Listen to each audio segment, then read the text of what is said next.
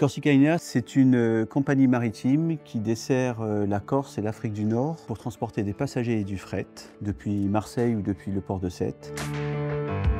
Notre vision d'entreprise, c'est d'être la compagnie maritime de Méditerranée la plus moderne en 2030. Et la plus moderne, pour nous, ce sera celle qui est le meilleur sur le client, sa gestion client, qui a un sens sociétal et qui a réussi sa transition environnementale.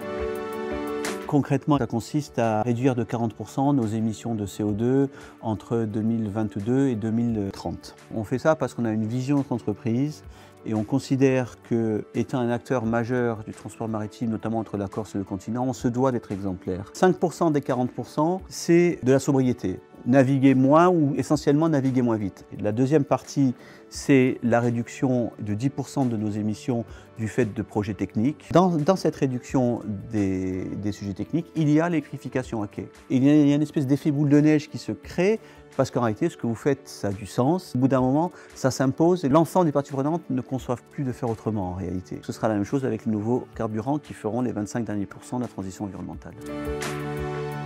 En étant engagé fortement sur cette transition environnementale, on arrive à entraîner autour de soi des parties prenantes. Alors, les parties prenantes classiques, que sont les financiers, les décideurs politiques, économiques, etc. Oui.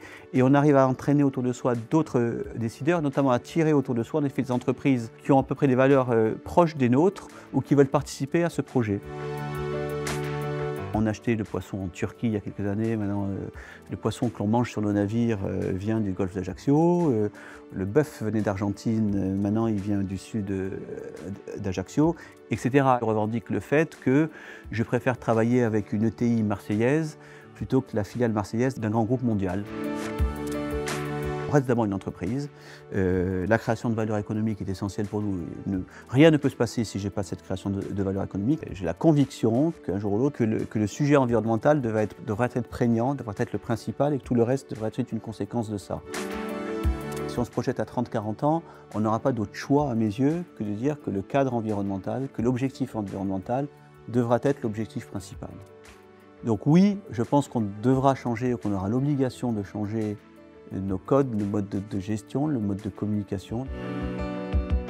On ne peut pas s'inventer acteur ou meneur de la transition environnementale. Il faut l'avoir dans les tripes, il faut le ressentir. Qu'on essaye d'améliorer, qu'on essaie d'amener notre petite pierre pour améliorer ce territoire qui fera que les générations plus tard, ce sera bien. Voilà.